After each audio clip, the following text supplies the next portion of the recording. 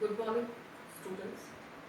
आज मैं MA final के compulsory paper theory and methods of history से स्कोप ऑफ हिस्ट्री के बारे में आपसे बात करूँगी। मैंने प्रीवियस लेक्चर में आपको बताया था कि किसी भी समाज से संबंधित भौगोलिक, राजनीतिक, सामाजिक, सांस्कृतिक, संवैधानिक, आर्थिक आदि विषयों का विवरण महत्वपूर्ण होता है और इतिहासकार से यह अपेक्षा की जाती है कि वह इन सभी विषयों का विवरण उचित रूप में समाज के सामने प्रस्तुत करे। यदि समाज का क्षेत्र विस्तृत होता है तो एक इतिहासकार के लिए यह संभव नहीं होता कि वह सभी विषयों का विवरण प्रस्तुत कर सकेगा। ऐसी स्थिति में आधुनिक इतिहासकारों ने इतिहास के क्षेत्र का वर्गीकरण किया। मैंने प्रीवियस लेक्चर में राजनीतिक, सामाजिक, आर्थिक और औपनिवेशिक इतिहास के बारे में आपसे बात की थी। उसी को आज हम कंटिन्यू करेंगे और इतिहास के क्षेत्र के अंतर्गत राजनयिक इतिहास, सांस्कृतिक इतिहास, धार्मिक इतिहास, संवैधानिक इतिहास, सैन्य इतिहास, कॉमनवेल्थ का इतिहास, विचारों का इतिहास, स्वतंत्रता का इतिहास, दार्शनिक इतिहास और विश्व इतिहास के बारे में बात करेंगे। सबसे पहले हम बात करें राजनयिक इतिहास की। राजनयिक इतिहास लेखन 19वीं शताब्दी में आरंभ हुआ। इसके अंतर्गत विभिन्न राष्ट्रों के पारस्परिक संबंधों को शामिल किया जाता है।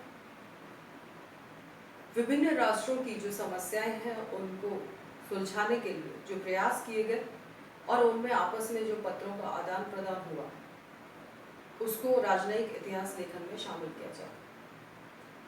सांस्कृतिक इतिहास लेखन में समाज के रीति रिवाज, संस्कार, शिक्षा, साहित्य, संगीत कला, चित्रकला, आमोद प्रमोद के साधनों को शामिल किया जाता है। यदि हम भारत का इतिहास पढ़ें तो मौर्यकालीन, गुप्तकालीन, हर्षकालीन, अकबरकालीन सांस्कृतिक इतिहास लेखन हमें मिलता है। धार्मिक इतिहास के अंतर्गत विभिन्न धर्मों जैसे हिंदू, इस्लाम, ईसाई, जैन धर्मों का इतिहास लिखा जाता है। यूरोप में पुनर्जागरण और धर्म सुधार आंदोलन काल को धार्मिक इतिहास की दृष्टि से स्वर्ण युग माना जाता है। सैन्य इतिहास की हम बात करें तो इसमें युद्धों के कारण, रणनीति, अस्त्र शस्त्रों का निर्माण आदि को शामिल किया जाता है। यदि हम इतिहास में घटनाओं को देखें तो विभिन्न राजवंशों के उत्थान और पतन में सैनिक कारणों की निर्णायक भूमिका रही। नेपोलियन, हिटलर और मुसोलिनी के उत्थान और पतन में सैनिक कारणों ने महत्वपूर्ण भूमिका निभाई थी। वर्तमान समय में विभिन्न न्यूक्लियर और रासायनिक अस्त्रों का निर्माण मानव जाति के विनाश के लिए किया गया है और इतिहासकार का यह कर्तव्य बनता है कि वह इस प्रकार का लेखन कार्य करे जिससे इन अस्त्रों के निर्माण पर रोक लगाई जा सके। संवैधानिक इतिहास की हम बात करें, संविधान से जुड़ा हुआ पक्ष जिसमें कानूनों की बात होती है। इतिहासकारों ने कानूनों का विकास और उससे संबंधित संस्थाओं को लोगों के समक्ष रखने के लिए संवैधानिक इतिहास लेखन आरंभ किया। हेलम, कार्निवल, लेविस, मैटलैंड, अस्कीन आदि ने संवैधानिक इतिहास लेखन का कार्य करके इतिहास के क्षेत्र को विस्तृत बनाने का प्रयास किया। Manusmriti, Hammurabi code, Justinian code, code of Napoleon, Macaulay का इंडियन पैनल कोड आदि ने जनसामान्य को प्रभावित किया है।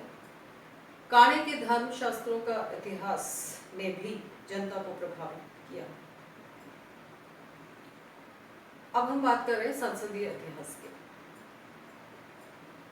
यूरोप में जो फासीवाद और नाजीवाद के कारण जो माहौल बना उसके खिलाफ संसदीय व्यवस्था की उपादेयता को सिद्ध करने के लिए संसदीय इतिहास लेखन आरंभ हुआ। इसके अंतर्गत राजा और अभिजात वर्ग, राजा और संसद के आपसी संबंधों और संघर्षों के बारे में लिखा गया।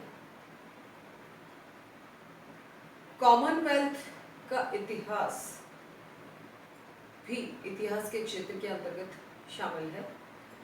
कॉमनवेल्थ का इतिहास ब्रिटिश साम्राज्य की देन है। ब्रिटेन के किसी जमाने में अनेक उपनिवेश होते थे और स्वतंत्रता प्राप्ति के पश्चात उन्हें राजनीतिक दृष्टि से एकता के सूत्र में बांधने के लिए कॉमनवेल्थ की स्थापना की गई और इसी से संबंधित जो इतिहास लिखा गया वो कॉमनवेल्थ का इतिहास है। कॉमनवेल्थ के इतिहास ने और इससे संबंधित लेखन कार्य ने आज भी इन राष्ट्रों को आपस में जोड़ा हुआ है। कीथ हैकॉक की survey of British Commonwealth affairs नामक पुस्तक इस क्षेत्र में काफी महत्वपूर्ण है। अब हम बात करें दार्शनिक इतिहास की। 19वीं शताब्दी में दार्शनिक इतिहासकारों ने किसी भी घटना का ज्ञान लोगों के सामने प्रस्तुत करने के लिए कुछ सामान्य नियम बनाए। इन दार्शनिक इतिहासकारों ने यह माना कि इतिहास के माध्यम से मानवीय समस्याओं का समाधान संभव है। इतिहासकारों ने इतिहास में दर्शन का अवलोकन अपने अपने ढंग से किया। जैसे हीगल ने सार्वभौमिक मानवीय इतिहास को इतिहास दर्शन का उद्देश्य बताया। ब्यूरी, बेकर आदि इतिहासकारों ने उनके अनुसार इतिहास युग की दृष्टि से साम्य स्थापना का प्रयास करता है। क्रोचे ने इतिहास दर्शन बौद्धिक संस्था को माना और इस प्रकार इतिहास दर्शन को दो रूपों में विकसित किया: आलोचनात्मक इतिहास दर्शन और चिंतन शक्ति इतिहास दर्शन। आलोचनात्मक इतिहास दर्शन का उद्देश्य इतिहास लेखन का विश्लेषण है। चिंतन शक्ति इतिहास दर्शन का उद्देश्य घटनाओं में विशेष महत्वपूर्ण अर्थ का अन्वेषण। अब हम बात करें विचारों का इतिहास। कालिंगवुड के आइडिया ऑफ हिस्ट्री के अनुसार समस्त इतिहास विचारों का इतिहास है, अर्थात सभी कार्यों का उद्गम विचारों से ही होता है और मानव के संपूर्ण कार्यों को प्रेरित करने के पीछे विचार ही है। अर्थात संपूर्ण इतिहास विचार प्रधान है। इतिहास के क्षेत्र के अंतर्गत प्रगति का इतिहास की भी बात होती है और माना जाता है कि आदिकाल से आधुनिक काल तक इतिहास का स्वरूप प्रगतिवादी रहा। अतीत, वर्तमान और भविष्य के मध्य प्रगति की अवधारणा ने एक पुल का काम किया है, यानी जोड़ने का कार्य किया है। और मानव की उपलब्धियों को यदि हम देखें और इनका इतिहास देखें तो हमें पता चलेगा कि प्रगति की अवधारणा इसमें काफी महत्वपूर्ण रही है। चंद्रमा पर मनुष्य ने जो अपनी सफलता अर्जित की वो एक ही प्रयास में संभव नहीं हो पाई और इसके लिए अनेक प्रयास किए गए। और यदि वर्तमान समय में भी यदि हम देखें कि हम किसी तथ्य को स्वीकार करते हैं तो इसके लिए हम इतिहास में उसकी उपादेयता को जरूर देखते हैं। तो इसलिए प्रगति का इतिहास भी काफी महत्वपूर्ण है। विश्व इतिहास की हम बात करें तो विश्व युद्धों के कारण जो मानव जाति का विनाश हुआ, उससे मानव जाति को बाद में सुरक्षित रखने के लिए संस्थाओं की स्थापना हुई, जिसमें हेग में न्यायालय, राष्ट्रसंघ, संयुक्त राष्ट्र संघ की स्थापना की गई और इसके पश्चात विश्व इतिहास लेखन भी आरंभ हुआ। सबसे पहले वॉल्टर रेले ने विश्व इतिहास लिखा। बाद में कुछ और नाम भी लिए जा सकते हैं, जैसे H.G. वेल्स ने आउटलाइन्स ऑफ हिस्ट्री लिखा। टॉर्नबी का स्टडी ऑफ हिस्ट्री इस दिशा में महत्वपूर्ण है। इसके अलावा कुछ और इतिहासकारों का नाम लिया जा सकता है। जवाहरलाल नेहरू का ग्लिम्पसेस ऑफ वर्ल्ड हिस्ट्री इसमें काफ़ी महत्वपूर्ण है। हल्फेन ने भी विश्व इतिहास लेखन का कार्य किया और इस संदर्भ में इतिहासकारों की ये मान्यता है कि प्रत्येक राष्ट्र की अपनी विशिष्टता होती है, जो कि उसके सिद्धांतों में प्रतिबिंबित होती है और उसकी यह विशिष्टता विश्व इतिहास की प्रक्रिया में अपना विशेष योगदान करती है। तो इस प्रकार इतने सारे इतिहास के क्षेत्र का वर्गीकरण जो हम देखते हैं, उससे स्पष्ट होता है कि इतिहास का क्षेत्र का निरंतर विकास और विस्तार होता जा रहा है और इसमें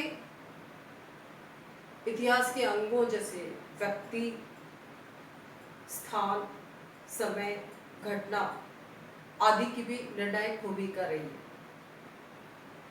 समय की यदि हम बात करें तो इतिहास में यदि हमें कोई ग्रंथ में समय की सूचना नहीं मिलती है तो उसे विश्वसनीय नहीं माना जा सकता। जैसे पुराणों में हमें विभिन्न वंश चरित्रों का वर्णन मिलता है, लेकिन समय की कोई जानकारी नहीं दी गई है, इसलिए उन्हें आधुनिक ऐतिहासिक ग्रंथों की सूची में शामिल नहीं किया जाता। इसी प्रकार हम व्यक्ति की बात करें तो व्यक्ति इतिहास लेखन में उसकी निर्णायक भूमिका होती है, लेकिन इतिहास प्रत्येक व्यक्ति का नहीं लिखा जाता है। ताजमहल के निर्माण में अनेक मजदूरों ने काफी वर्षों तक कार्य किया, लेकिन उससे नाम सिर्फ शाहजहां का जुड़ा क्योंकि वो उसे निर्माण कराने वाला व्यक्ति था। अर्थात अपने बुद्धिबल से साम्राज्य स्थापित करने वाले, कोई महत्वपूर्ण कार्य करने वाले, अमूल्य ग्रंथ की रचना करने वाले या कोई विशेष संदेश देने वाले लोगों को इतिहास में स्थान मिलना है। स्थान की हम बात करें तो स्थान का भी इतिहास के क्षेत्र में महत्वपूर्ण स्थान है। किसी भी व्यक्ति के बारे में जब बात होगी तो उससे संबंधित स्थान का वर्णन भी महत्वपूर्ण होगा और स्थान के वर्णन के बिना उस व्यक्ति के संबंध में काफी भ्रांतियां पैदा हो सकती हैं और उसे विश्वसनीय नहीं माना जाएगा। इसी प्रकार हम घटना की बात कर सकते हैं। इतिहास में कोई एक घटना या अनेक घटनाओं के बारे में हमें अनेक कहानियां मिलती हैं और जब हम किसी व्यक्ति की बात करते हैं और ये कहा जाता है कि उससे संबंधित समय क्या था या उससे संबंधित स्थान की बात करते हैं तो घटना की भी बात होती है और घटना में जब स्थान को जोड़ दिया जाता है तो घटना स्थल को इतिहास में विशेष महत्वपूर्ण स्थान दिया जाता है। तो इस प्रकार इतिहास के क्षेत्र के अंतर्गत हम देखते हैं कि इतिहास के क्षेत्र के वर्गीकरण के अनेक आधार बन गए। सबसे पहले हमने देखा कि इतिहासकारों ने अलग अलग अपने कौन कौन से विचार प्रस्तुत किए। विषय वस्तु के आधार पर भी इतिहास का वर्गीकरण किया जा सकता है। अवधि के आधार पर भी, जैसे प्राचीन, मध्यकालीन, आधुनिक, स्थान और देश के आधार पर भी, जैसे भारत का इतिहास, अमेरिका का इतिहास, चाइना का इतिहास, इस प्रकार से वर्गीकरण किया गया है। और इस प्रकार से अलग अलग अंगों के आधार पर भी, जिसमें व्यक्ति, समय, घटना, स्थान आदि का महत्वपूर्ण स्थान है। अर्थात इतिहास का क्षेत्र हमें काफ़ी विस्तृत नजर आता है और इसके कारण इतिहास के अध्ययन में काफ़ी सुविधा भी हुई।